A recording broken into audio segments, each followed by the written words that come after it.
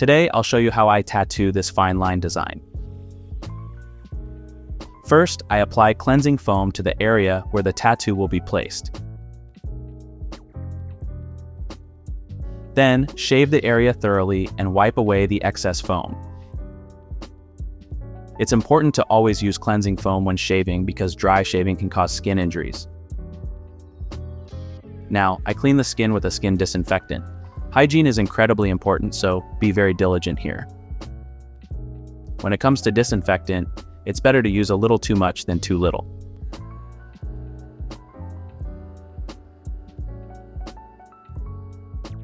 After disinfecting, I apply a thin layer of stencil stuff and spread it evenly. Here, you need to be mindful that if too much stencil stuff is applied, the stencil might smudge.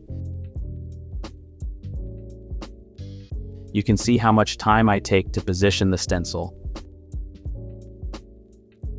I press it onto the skin very carefully.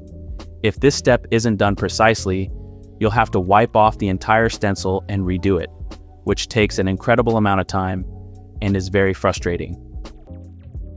To make the stencil fit the body better, I make a small cut in the stencil paper with scissors, as shown here, and press it down firmly.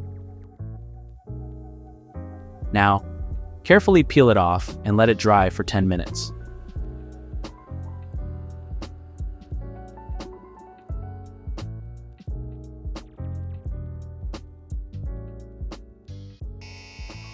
For this design, I use 3 different needles.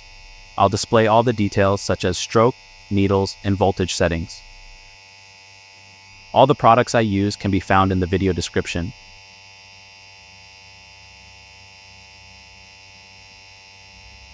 I work from the bottom to the top to avoid smudging the stencil. Here, with the first line, you can see perfectly that it doesn't matter how many times you lift the needle and restart to continue the line.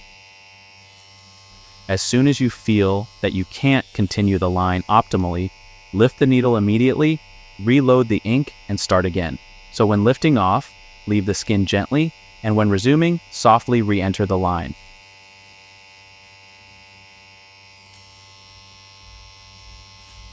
In this case, I'm using a 7-round liner needle. Since I'm using 8 volts, I can pull the line at this speed calmly.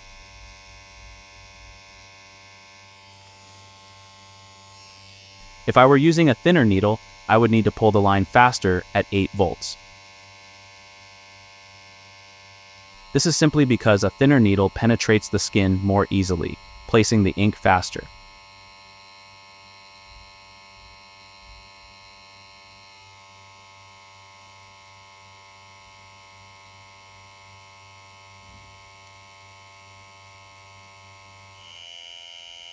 Now, I've switched to a 3-round liner needle.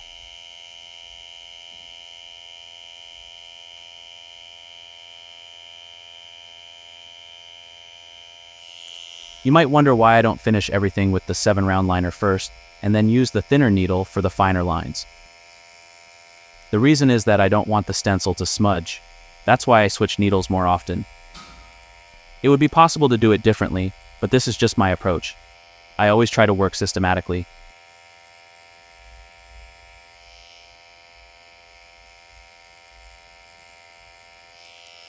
In this close-up, you can see how I stretch the skin with my free hand, in this case, the left hand.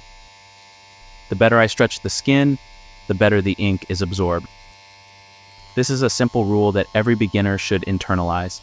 It applies no matter what design or body part you are tattooing. The snake's scales, however, are not tattooed in black, but in a mid-gray tone, or even slightly lighter than mid-gray. Why do I do this? By using different gray tones in black, I create different levels within the design, making it look much finer and more interesting in the end. If I tattooed everything in black, it would resemble more of an old-school tattoo, but my goal is to create a fine line tattoo. Also, since this is for a woman, I try to make the tattoo appear feminine and not too dark. Fine and subtle is the way to go here.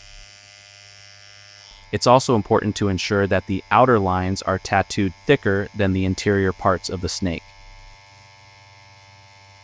This is crucial because, if viewed from a distance, using the same thickness for all lines would make the snake's winding pattern indistinguishable. In this video, my goal is to share the most important tips for your journey without making the video unnecessarily long. That's why we skip some parts. It prevents boredom, and the message still comes across. As the name FINELINE suggests, the goal of this technique is to work as finely and precisely as possible.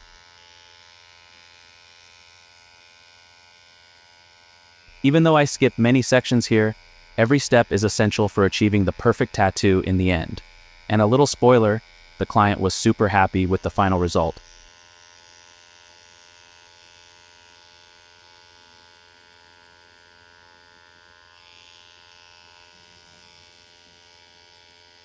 One more important tip.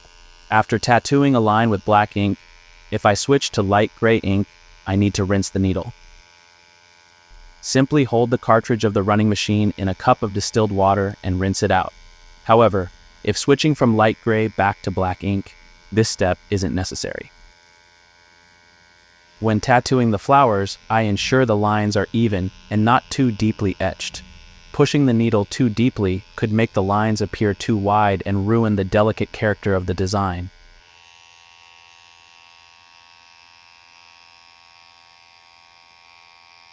Again, it's better to lift the needle frequently and start gently rather than trying to draw the line in one go and losing precision in the process.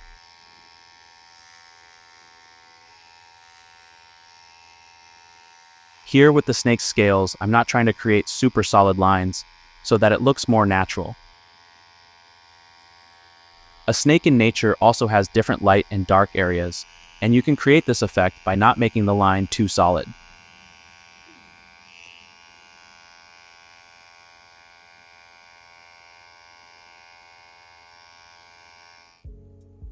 This is the interim result with the completed lines, and it's exactly how I envisioned it.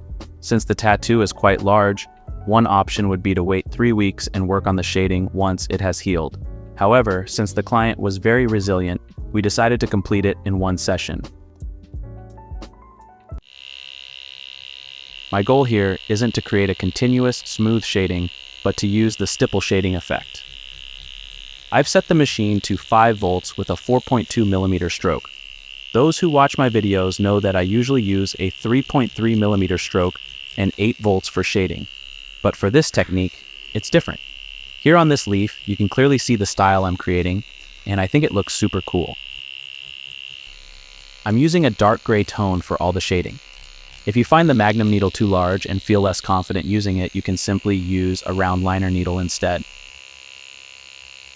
For instance, I would use a 7-round liner in this case. However, I'm using the larger needle to work faster and spare the client from extended discomfort. I didn't pre-draw the shading on the stencil, I've been doing it purely by feel. This is a way to challenge yourself, but it requires experience. For me, it's the perfect challenge because I know I can do it and the design will look great in the end. The shading will look quite dark when freshly done, but will lighten up after healing. You'll soon see all the shaded areas in the finished result. If you're wondering why I don't use white ink at the end, the answer is simple. It's not a realistic design.